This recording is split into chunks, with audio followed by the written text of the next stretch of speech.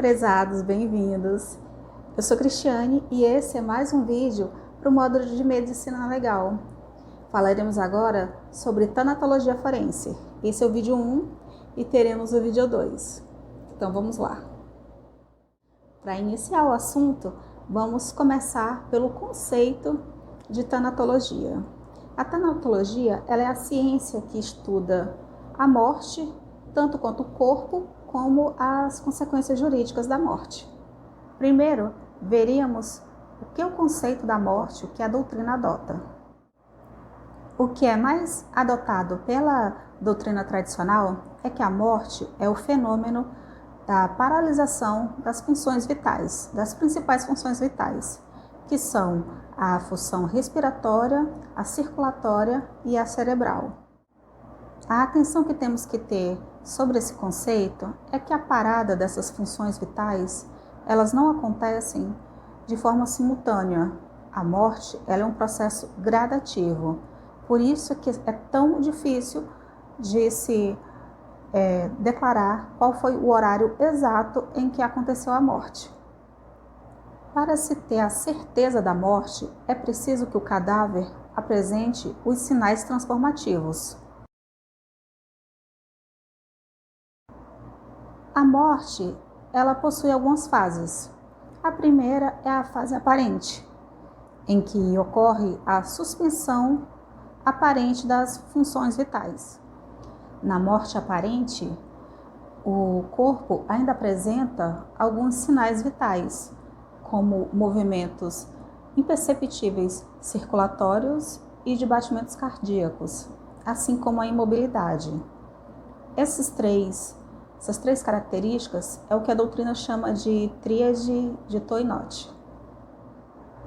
Outra fase da morte seria a morte relativa, que ela apresenta a aparente suspensão de algumas funções vitais, mas que com alguma manobra terapêutica, algum processo de reanimação, é possível ainda reativar essas funções vitais.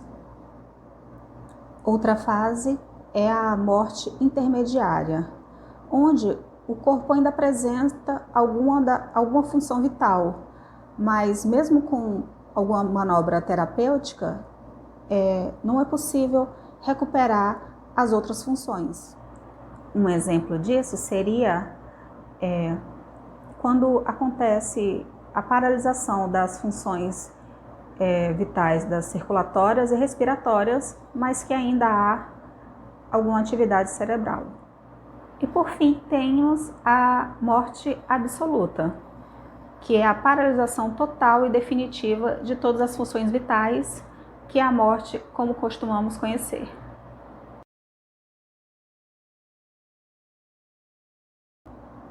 Falamos aí sobre as fases da morte, agora falaremos sobre as causas jurídicas da morte. É uma pegadinha bastante comum perguntar quem determina as causas jurídicas da morte. Quem determina, nesse caso, são os operadores de direito. As causas clínicas é que são determinadas pelo legista, então é bastante comum que haja uma certa confusão a respeito disso. As causas jurídicas da morte são a morte natural, a morte violenta e a morte suspeita.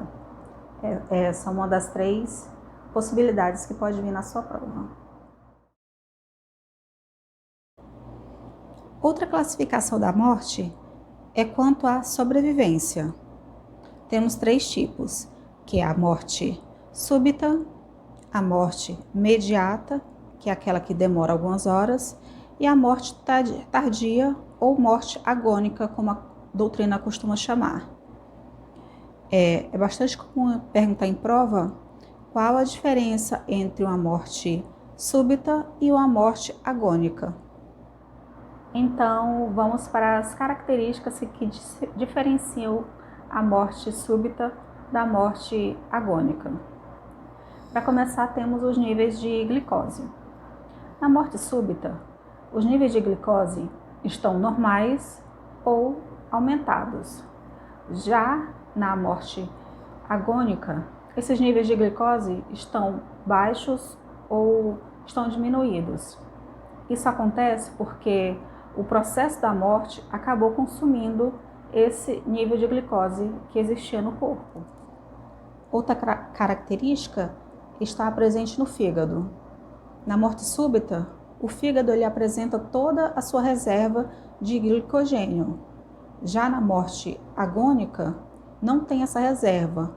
Isso porque, durante o processo da morte, foi metabolizado toda essa reserva. Outra característica está nos níveis de adrenalina que há no corpo. Na morte súbita, os níveis de adrenalina estão normais. Não houve tempo nem da pessoa sentir algum tipo de emoção que fizesse consumir esse nível. Já na morte agônica ou tardia, esses níveis estão baixos no corpo. Outro estudo da tanatologia são a cronologia das lesões. As lesões que são apresentadas no corpo têm como característica demonstrar se ocorreram durante ou depois da paralisação das funções vitais do corpo.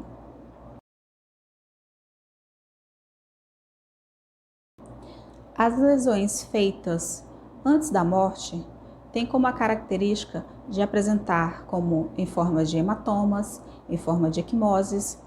Isso porque ainda havia a função circulatória no corpo. Mas é preciso ter bastante cuidado, porque esse tipo de lesão ele pode acontecer no corpo até permanecer até mesmo 6 horas após a morte. Nas lesões feitas post-mortem, após a morte, elas têm como característica serem brancas ou não ter as bordas afastadas. Isso por conta de não haver nenhuma função vital para provocar o afastamento das bordas ou a coloração dos hematomas. É possível distinguir até mesmo as queimaduras. As queimaduras num corpo após a morte, elas apresentam um líquido ou que não tem leucócitos ou albumina, diferente de uma queimadura feita num corpo com função vital, que as lesões, além de apresentar queimadura, esse líquido com os leucócitos, ainda apresenta manchas avermelhadas. Sobre os fenômenos cadavéricos, temos aí os fenômenos abióticos e os transformativos.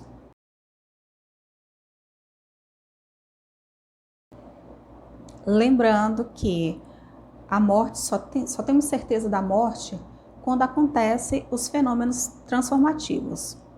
Eles também são divididos entre destrutivos e os conservadores. Vamos falar sobre os fenômenos abióticos.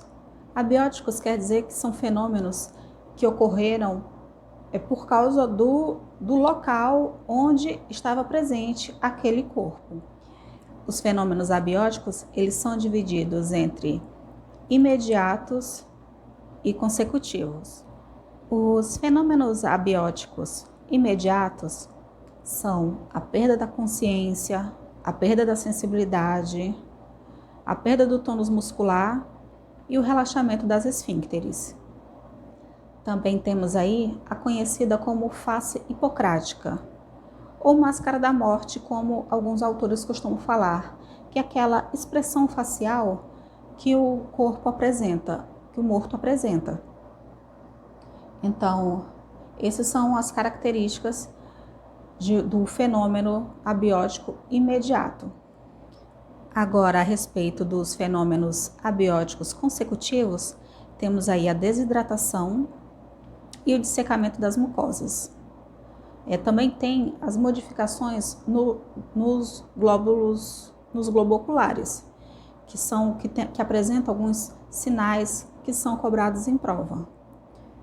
Já peço desculpas caso eu não pronuncie o nome direito, mas às vezes é cobrado em prova. Se o globo ocular ele permanece mole, é o sinal de Lewis. Se ele está enrugado, é o sinal de Bouchot, não sei. E se ele apresentar uma mancha na íris, é o sinal de Sommerlacher.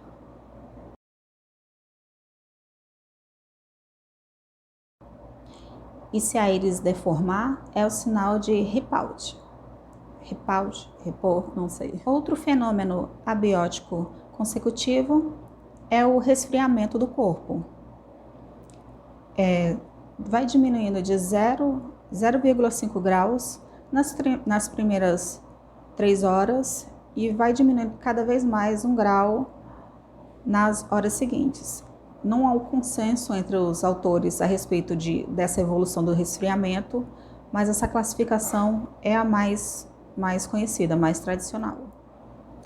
Outro fenômeno que caracteriza os fenômenos abióticos consecutivos são as manchas de hipóstase. Essas manchas, elas são caracterizadas pela ausência da função circulatória. Então, por causa da gravidade, vai ocorrendo um acúmulo de sangue nas partes mais baixas. Essas manchas, elas não apresentam, elas são brancas caso a parte do corpo esteja encostada em alguma parte plana. As cores dessas manchas, elas são variadas, vai depender de que forma ocorreu a morte. Geralmente, essas manchas, se for uma causa de forma geral, elas são na cor azul púrpura. Em caso de asfixia, essas manchas, elas ficam na cor vermelho rosada. E por asfixia por gás carbônico, essas manchas elas ficam num tom mais escuro ainda. Outro fenômeno abiótico consecutivo é a rigidez cadavérica, que ela acontece por causa da ausência de oxigenação no corpo e o excesso de ácido lático, provocando aí a rigidez. Essa rigidez ela permanece até a hora que o corpo entra em putrefação. E por fim, temos aí o fenômeno abiótico consecutivo, que eu acredito que deva assustar bastante, que são os espasmos cadavéricos. São raros, mas acontecem. Agradeço aí quem permaneceu até o final. Esse vídeo terá a segunda parte. Obrigada, até a próxima.